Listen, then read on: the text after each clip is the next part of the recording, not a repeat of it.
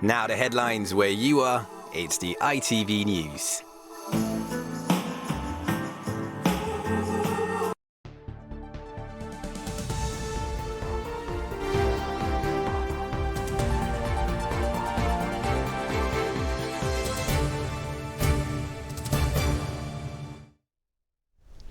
A very good evening. A woman who was swept out to sea in Cornwall has been praised for wearing a bright coloured swimming hat. The swimmer got into difficulty near Little Feastrel Beach in Newquay and was spotted by a member of the public. HM Coast Guard said the pink hat and float she was carrying helped her be rescued more quickly. The RNLI says it's also a reminder there are no longer lifeguards on duty on the beaches until spring next year. Bridgewater Carnival returned this weekend after last year's cancellation due to COVID. Lockdown earlier in the year meant they couldn't prepare many of the famous carts, but thousands still turned out to watch the parade and a world record squibbing display. Nick Smith reports. The Guy Fawkes Carnival is what makes Bridgewater world famous. And after 2 long years of waiting, the crowds were finally out in force again to celebrate its return. While organisers stressed it was a lower key affair than usual, those taking part in the masquerade parade certainly remembered how to put on a show.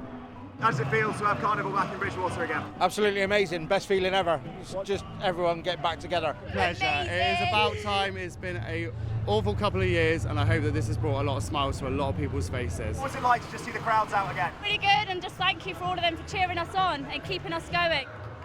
Restrictions earlier in the year meant many carnival clubs couldn't prepare their carts, so the focus shifted to performers in the parade instead. But carnival chiefs were determined to make its comeback memorable, with a record-breaking squibbing chain to end the night with a bang. It's a tradition unique to Bridgewater, and many squibbers are from families who've been doing it for generations. Everybody in Bridgewater has somebody who's been involved with Carnival, every family, without a doubt, over the generations. My father was in Carnival, he formed off the Vagabonds Carnival Club. Yeah, it is a very generational type thing. For the thousands out this weekend, many were just grateful to gather again and sharing what makes this tradition so special. Nick Smith, ITV News, Bridgewater. Now onto the sport and a roundup of all the action in the FA Cup.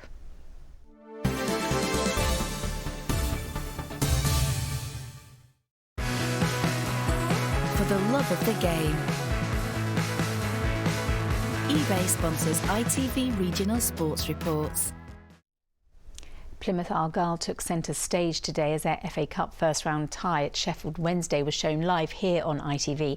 But the two teams will have to do it all again in a replay at home park after a goalless draw. Here's Chris Spittles with the best of the action. There were great expectations at Hillsborough as two of League One's in-form teams locked horns, but both struggled to hit top gear. Argyle created an early chance for Panucci Camara, but his shot was easily saved. And in the second half they came close to a winner, only for sub Jordan Garrick to be denied by the Wednesday keeper. So it's back to home park for a replay to decide who progresses. I thought both teams, to be fair, lacked that final cutting edge in both boxes today. I thought first half we were very worthy of a goal or two. And I think Sheffield Wednesday were the same second half. Yeah, in the end I think after the last 20 minutes we're probably happy with the replay. We didn't play well the last back end of the game, but I thought we had some really good chances in the game. Yeah, I think we've just got to get all our focus on the replay now. Chris Spittles, ITV News. Yeovil Town advanced to the second round of the Cup with a comfortable 5-0 win over Yate Town. A capacity crowd was hoping to see Yeovil on the end of a cup shock, but they were 3-0 up inside the first half hour of the game, with Charlie Wakefield scoring the pick of the goals. Exeter City face a first-round replay after drawing with Bradford City yesterday. The Grecians fell behind in the first half at Valley Parade, but an equaliser from Sam Nombe with just 4 minutes left earned City a replay at St James Park next week. In rugby's Premiership, Exeter Chiefs suffered defeat against Newcastle at Sandy Park by 15 points to 14. Rob Baxter's side scored tries through Joe Simmons and Don Armand, but a late penalty from Newcastle secured their first ever win at Exeter.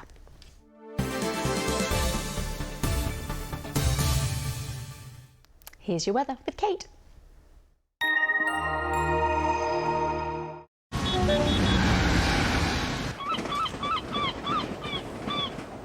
Great Western Railway sponsors the ITV West Country weather. Hello again, good evening. Well, some of us saw a little bit of sunshine today and we've got a bit of a chilly night to come at first, but cloud is building and that's going to help rise the temperature a little bit later on. We've got this warm front heading our way and that's going to bring cloud over the next few hours. So certainly nothing too troublesome, but certainly some murkiness tomorrow. And it's this cold front on Tuesday that might bring something a little bit more substantial in terms of rain. So this evening we'll see clear skies at first and those temperatures slipping away, quite chilly at first. But then later on, that warm front pushes in, bringing increasing clouds. So the temperature will start to rise a little bit, keeping around 6 to 8 degrees by the end of the night. So tomorrow, a pretty murky start to the day, I'm afraid. Perhaps some hill fog in places.